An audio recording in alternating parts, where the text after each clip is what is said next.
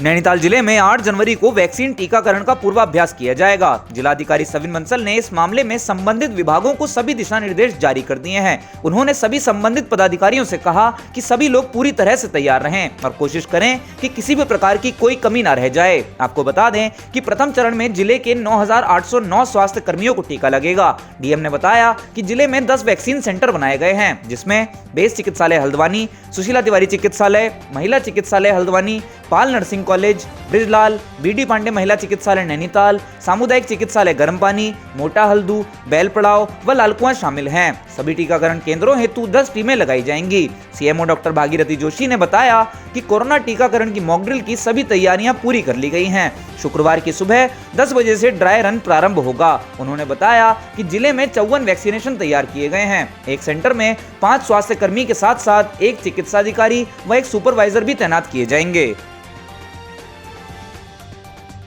उत्तराखंड में स्कूलों के लिए अवकाश का वार्षिक कैलेंडर जारी किया गया है। उत्तराखंड के शिक्षा विभाग द्वारा ये कैलेंडर 2021-2022 सत्र के लिए जारी हुआ है, जिसके तहत राज्य के सरकारी स्कूलों में 48 दिन ग्रीष्मकालीन एवं शीतकालीन अवकाश रहेंगे।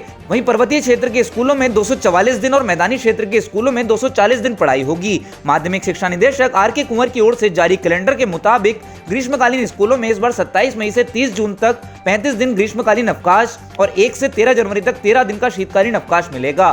शीतकालीन स्कूलों में 20 से 30 जून तक 11 दिन ग्रीष्मकालीन अवकाश और 26 दिसंबर से 31 जनवरी तक 37 दिन का शीतकालीन अवकाश मिलेगा। आपको बता दें कि प्रदेश में 5000 फीट या इससे कम ऊंचाई पर स्थित स्कूलों को ग्रीष्मकालीन स्कूलों की श्रेणी में रखा गया है, जबकि 5000 फीट से अधिक ऊंचाई पर स्थित स्कूलों को शीतकालीन स्कूलों की श्रेणी में रखा गया है।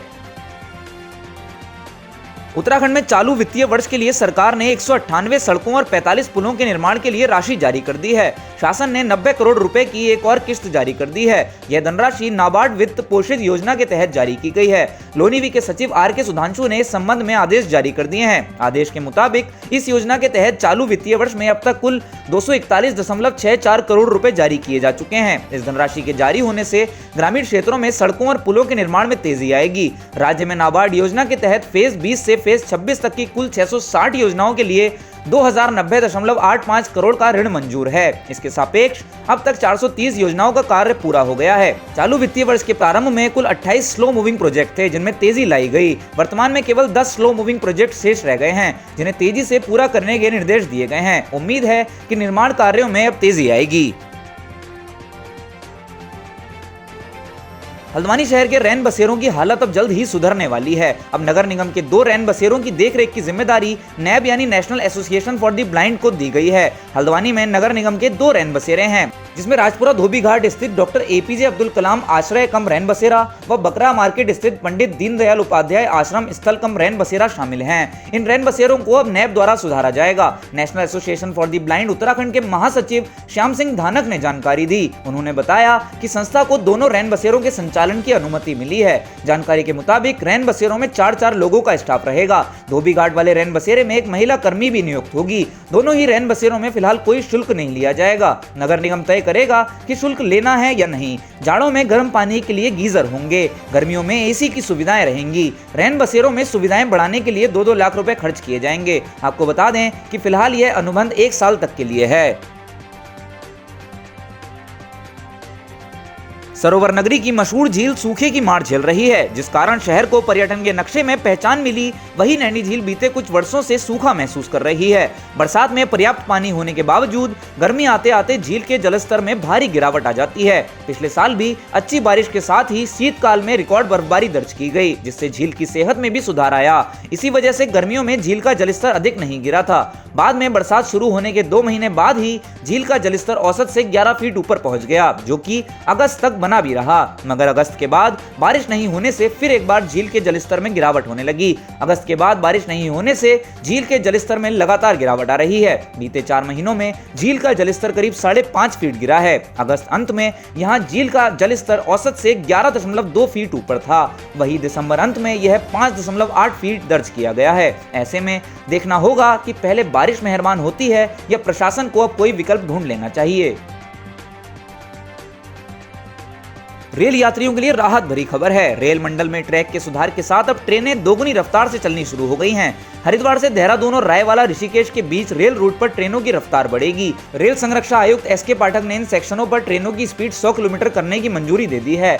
डीआरएम तरुण प्रकाश का कहना है कि कुंभ मेला शुरू होने से पहले रेल संचालन को चालू करने के लिए डबलिंग व सेक्शनों पर रफ्तार बढ़ाने के प्रस्तावों को मंजूरी मिल गई है। गुरुवार को लक्सर हरिद्वार रूट पर डबलिंग का CRS मुआयना करेंगे। इसके साथ मेला संबंधी तैयारियों के चलते हरिद्वार देहरादून और रायवाला से ऋषिकेश रेल सेक्शनों पर ट्रेनों की रफ्तार बढ़ाने की CRS ने मंजूरी दे दी है।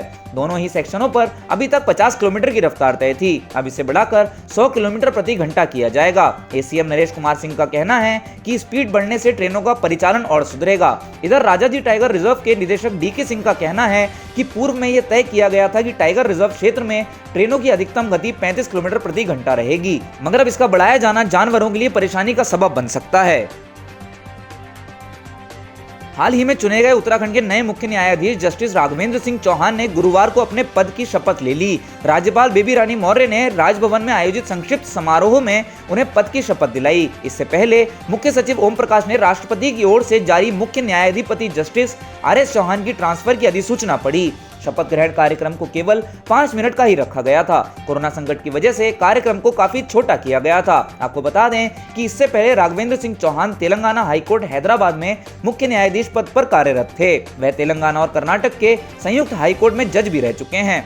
इस अवसर पर मुख्यमंत्री त्रिवेंद्र सिंह रावत, विधानसभा अध्यक्ष प्रेमचंद अग्रवाल, कैबिनेट मंत्री मदन कौशिक समेत कई कैबिनेट मंत्री और साथ ही DGP अशोक कुमार सहित कई वरिष्ठ अधिकारी भी उपस्थित थे।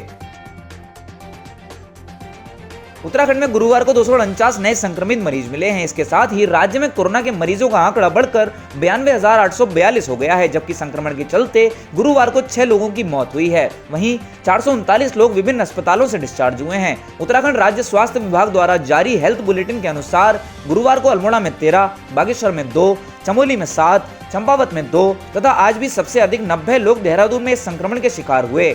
वहीं हरिद्वार में 28, नैनीताल में 53, पौड़ी गढ़वाल में 15, पिथौरागढ़ में 13, रुद्रप्रयाग में 2, टिहरी गढ़वाल में 0, उधम सिंह नगर में 19 तथा उत्तरकाशी में 5 लोग कोरोना वायरस की चपेट में आए हैं। राज्य में एक्टिव मामलों की संख्या 3309 है। वहीं रिकवरी % 93.42 है।